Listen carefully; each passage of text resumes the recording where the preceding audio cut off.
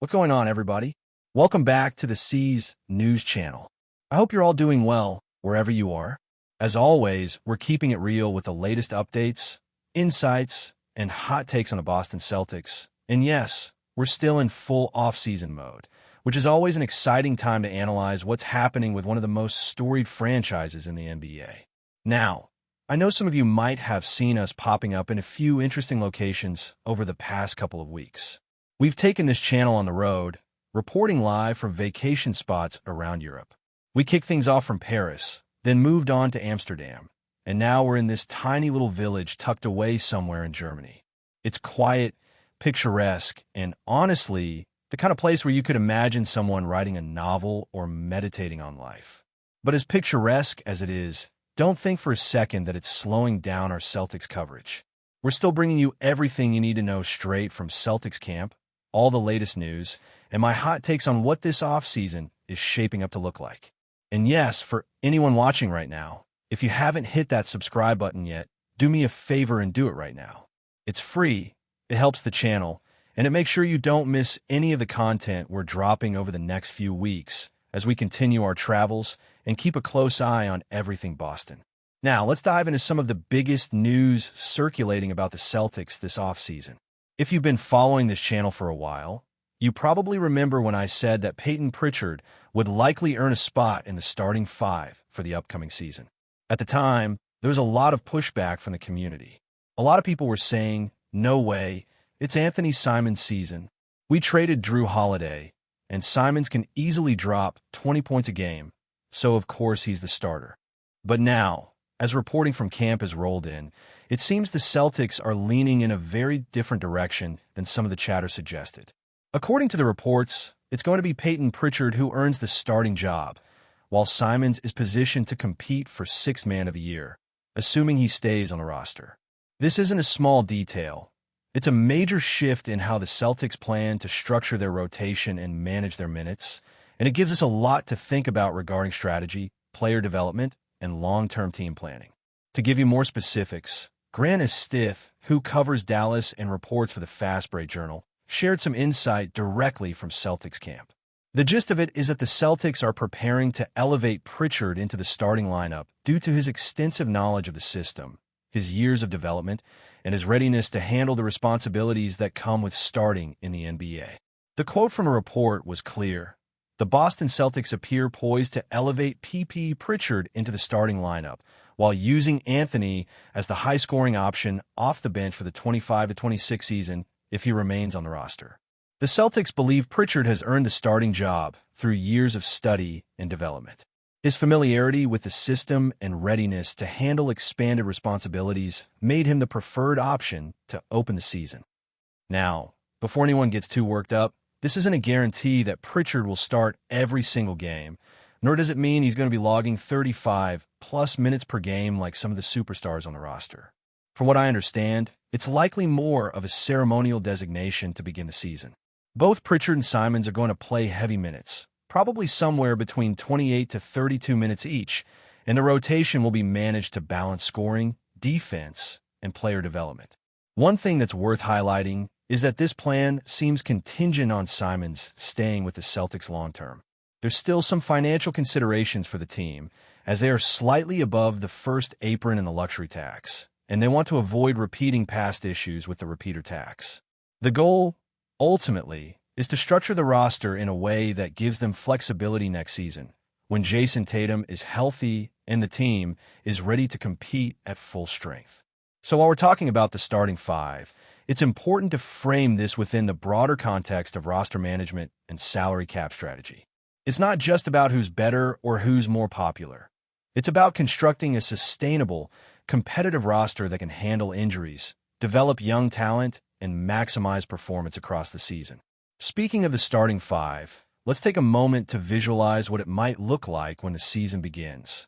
According to the latest reporting, it should be Pritchard at point guard, Derek White at shooting guard, Jason Tatum at small forward once healthy, Chris Boucher at power forward, and Demias Kia at center.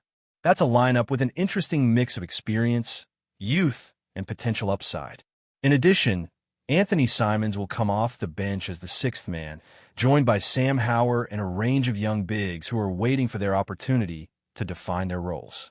We're talking about players like XAVIER TILLMAN, Amari Williams, Hugo Gonzalez, Baylor Shyman, and Jordan Walsh. This is a chance for the Celtics to evaluate depth, experiment with rotations, and see which of these young players can grow into reliable contributors over the course of the season. It's not just about immediate wins. It's about building a sustainable team that can compete for years to come while still giving players meaningful opportunities to develop. Personally, I've been Team Pritchard from the beginning.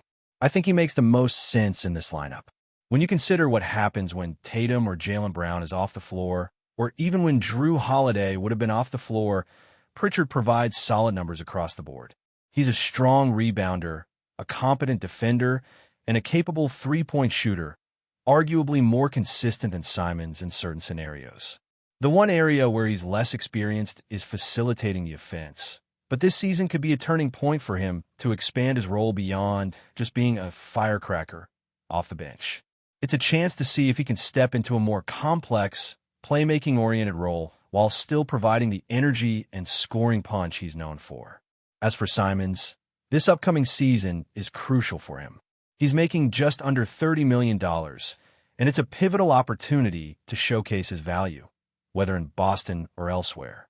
On a championship-contending team, he's better suited to a sixth-man role, like Lou Williams, where he can come in and provide instant offense without being the primary facilitator.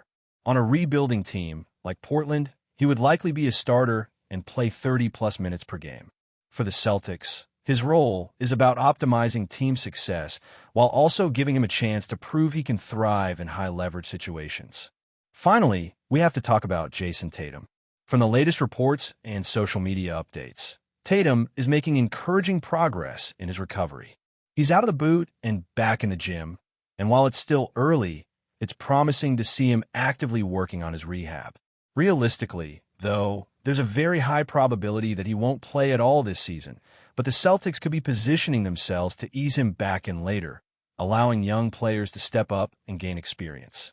It's one aspect that's been quietly shaping this offseason is the team's internal evaluation of its young talent. Beyond Pritchard and Simons, there is a growing sense within the Celtics organization that the next few seasons are about maximizing the potential of players who can develop into long-term contributors without immediately commanding superstar contracts. Players like XAVIER TILLMAN and Jordan Walsh are not just roster fills, they represent the future core of a bench that can sustain elite performance when the starters rest. Tillman, for instance, has shown remarkable versatility in both the front court and perimeter positions, providing defense, rebounding, and a reliable mid-range jumper. Walsh, meanwhile, is more of a wild card, with athleticism, strong defensive instincts, and the ability to stretch the floor. These players might not grab headlines every night, but in a league where depth often determines playoff success, their development could be crucial. The Celtics have also been very deliberate about their coaching strategy. Head coach Joe Mazzulla, coming off a season where he navigated both injuries and playoff heartbreak, appears to be adopting a system that emphasizes flexibility, ball movement, and the development of next-man-up mentality. This is particularly relevant when you consider the team's situation with Jason Tatum. If Tatum remains out for the majority of the season, Mazzulla must find ways to structure the offense around players who are still growing into their roles. This is where Pritchard's anticipated starting role comes into play. He is someone who understands the offensive schemes, has a basketball IQ, and can keep the team functioning efficiently in Tatum's absence. The same principle applies to Simons. Even if he comes off the bench, he provides a scoring punch that prevents the offense from stagnating, while also allowing younger players the opportunity to learn in real game scenarios without the full pressure of starting duties. We also have to consider the broader landscape of the Eastern Conference. The Celtics are not just competing against internal expectations, they are trying to position themselves against rising challengers like the Milwaukee Bucks, Philadelphia 76ers, and the rejuvenated Miami Heat. Every decision about player roles, rotations, and minutes has an implicit calculus about how to match up with these teams in the playoffs. For example, having a versatile bench allows Boston to deploy multiple defensive schemes, switch on pick and rolls, and keep offensive momentum even when the starters rest. Depth has become a defining characteristic of elite teams, and the Celtics are clearly trying to build in that direction. They are not simply focusing on individual talent but on constructing a cohesive unit capable of sustained performances throughout the grueling NBA schedule. One interesting wrinkle this offseason has been the Celtics' interaction with free agency rumors and trade speculation. While much of the media buzz has centered on high-profile names, Boston's front office has been unusually quiet, signaling a measured, patient approach. There have been whispers about potential small tweaks, a shooter here, a veteran presence there, but nothing so far that indicates a major shakeup. This aligns with their apparent philosophy of developing in-house talent rather than overpaying for external pieces. By emphasizing development, the Celtics avoid overcommitting cap space, maintain flexibility for mid-season adjustments, and reduce the risk of repeating costly mistakes from prior seasons. The disciplined approach also sends a message to players: if you want to earn minutes and a larger role, it's based on performance and fit within the system, not reputation or external hype. As we look deeper into the roster, it's impossible to ignore the implications of health and injury management. Jason Tatum's situation is the most pressing example, but the Celtics have historically dealt with injuries across multiple seasons, which makes player conditioning and rotation strategy a critical component of long-term planning. Derrick White, for example, has emerged as a key stabilizing force, capable of logging heavy minutes while maintaining efficiency on both ends of the floor. His role as a lead guard when Tatum or Pritchard rests cannot be understated. Similarly, Chris Bouza's presence in the front court provides a defensive anchor, rim protection, and the ability to stretch the floor offensively. These players, combined with strategic minute management, give the Celtics an internal resilience that can absorb shocks without derailing the season. Another important aspect is the culture within the locker room. Reports indicate that the Celtics are fostering a highly competitive but supportive environment, one where younger players are encouraged to push themselves while veterans mentor them. This dual focus, developing talent while maintaining championship-level standards, can be tricky to balance, but Boston seems to be leaning into it. There is a sense that every practice, every drill, and every summer session is deliberately structured to reinforce accountability, adaptability, and the basketball IQ. This culture, more than any single roster move, could ultimately define whether the Celtics maintain sustained success over the next 5 to 10 years. Financial strategy also cannot be overlooked. The Celtics, positioned slightly above the first apron and into the luxury tax territory, means that every contract, every extension, and every trade must be carefully calculated. They are essentially playing a high-stakes game of chess, where each move has ripple effects on the cap, flexibility, and roster construction. By developing players like Pritchard, Tillman, and Walls internally, Boston avoids the need to overspend on free agents while maintaining a competitive roster. This financial prudence might not be flashy, but in the long term, it ensures the franchise can continue to operate at a high level without sacrificing stability or depth. Looking at the bigger picture, the Celtics' off-season strategy appears to be about layering stability, potential, and tactical flexibility. Pritchard's rise to the starting lineup represents one piece of that puzzle, Simons' bench role another, and the continued development of younger players rounds out the plan.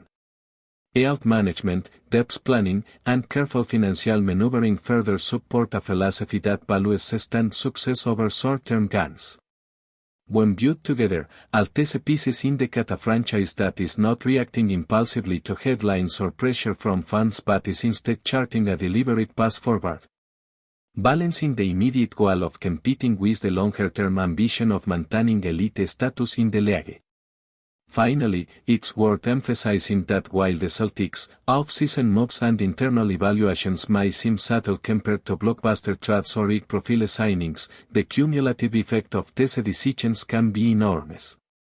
Every minute allocation, every developmental focus, every rotation choice contributes to the team's overall trajectory of the seasons ahead. But before we continue, please remember to subscribe to the channel and give the video a like. Your support helps us keep bringing you the latest news about the Boston Celtics. Feel free to share your thoughts on the news in the comments as well. The Boston basketball community has been buzzing over the past week after whispers emerged from inside sources suggesting that XAVIER TILLMAN, the versatile forward center acquired by the Boston Celtics earlier this year, may already be harboring doubts about his decision to join the storied franchise. While no official statement has been released by the team or players' representatives, reports circulating among league insiders claim that Tillman has privately expressed regret over making the move to Boston. The supposed sentiment is said to stem from a combination of personal adjustment challenges, differences in playing style expectations, and the demanding nature of the Celtics' defensive system. Friends close to the player have allegedly noted that the transition has been tougher than anticipated, with Tillman reportedly struggling to find consistent minutes and an offensive rhythm in a roster already crowded with established talent. In addition, the city's intense sports culture, known for its passionate and sometimes unforgiving fan base, is rumored to have placed added pressure on the former Memphis Grizzlies standout. Although he has not spoken directly to the media about these feelings, the murmurs have been loud enough to spark debates among analysts about whether this situation could escalate into something more significant before the season's end. Adding to the intrigue, some NBA commentators have speculated that Tillman's rumored discontent might not be solely about his on-court role, but rather the broader environment surrounding the Celtics locker room. Boston's championship aspirations come with an expectation of instant contribution from every player on the roster, and for someone like Tillman, who would carve out a niche role in Memphis, adapting to a system where every possession is scrutinized can be daunting. Sources claim that the culture shock has been more pronounced than he initially imagined, especially given the Celtics' disciplined offensive schemes and defensive rotations that leave little room for improvisation. Former teammates of Tillman have reportedly reached out to offer support, reminding him of his resilience and adaptability. But the lingering question remains: can he find his comfort zone in a system that demands near perfection? Meanwhile, Celtics fans, ever attentive to rumors, have taken to online forums to dissect every body language cue and in-game interaction, searching for hints that the chatter might be true. Whether these observations hold merit or are simply a product of overanalysis in a sports-mad city remains to be seen, but the narrative has undeniably taken on a life of its own. Behind the scenes, whispers suggest that the team's front office has been aware of Tillman's possible frustrations for some time, though no official moves have been made to address them. Some insiders believe Boston may quietly be exploring ways to either increase his role or package him in a trade before the deadline, should the situation fail to improve. However, others argue that the organization values his defensive versatility too much to let him go easily, especially given the physicality he brings to matchups against bigger Eastern Conference opponents. The delicate balance between player satisfaction and team needs has always been a challenge for front offices, and in this case, the stakes are heightened by Boston's championship or bust mentality. Tillman's contract status could also play a role in shaping the narrative, as a player with uncertain long-term security might feel heightened urgency to perform or seek an environment better suited to his strengths. Whether these considerations result in tangible changes or simply fade into the background depends largely on how the next few weeks unfold both on the court and in the negotiation rooms where the Celtics' future is quietly being mapped out. The rumors have also fueled broader conversations about the challenges of mid-season trades and how even talented players can struggle to adapt when parachuted into a contending team's tightly knit rotation. Tillman, known for his high basketball IQ and defensive awareness, was expected by many analysts to slide seamlessly into Boston's second unit, bolstering its physical presence and interior defense. Yet, if the whispers are accurate, the transition has not been as smooth as the coaching staff or front office envisioned. The change in playing tempo, the emphasis on specific offensive sets, and the heightened intensity of every game in Boston's pursuit of the top seed may have contributed to an adjustment period longer than anticipated. While this is hardly unprecedented in the NBA, it can create friction when expectations from the team, the media, and the fans remain unrelentingly high. Some have drawn parallels to other players who faced similar struggles after mid-season trades to contenders, noting that even minor dips in performance can become magnified under the playoff spotlight. For Tillman, finding a way to navigate these challenges could define not only the remainder of his season, but potentially his career trajectory in the league. For now, the situation remains a matter of speculation, but the story has already taken on the air of a potential turning point for both player and team. Tillman's next few performances will be closely watched, not only for statistical output, but for signs of engagement, confidence, and comfort within Boston's system. If he can carve out a role that plays to his strengths, hustle plays, defensive stops, and opportunistic scoring, there's every chance that this rumored regret could fade into nothing more than an early season blip in an otherwise successful stint. However, if the struggles persist and the murmurs grow louder, the Celtics could be forced into a difficult decision that tests their roster depth and adaptability. In a league where perception often shapes reality, the mere existence of such speculation can influence negotiations, fan sentiment, and even locker room dynamics. Whether this narrative ultimately resolves into a story of redemption or a cautionary tale about the pitfalls of player movement remains to be seen. But for now, it is one of the most talked about undercurrents in Boston's championship chase, adding yet another layer of intrigue to an already high-stakes season. That's it for this update. If you enjoyed the video and want to keep receiving exclusive news about the Boston Celtics, please subscribe to our channel and give the video a like. We always appreciate your comments and opinions. See you in the next video.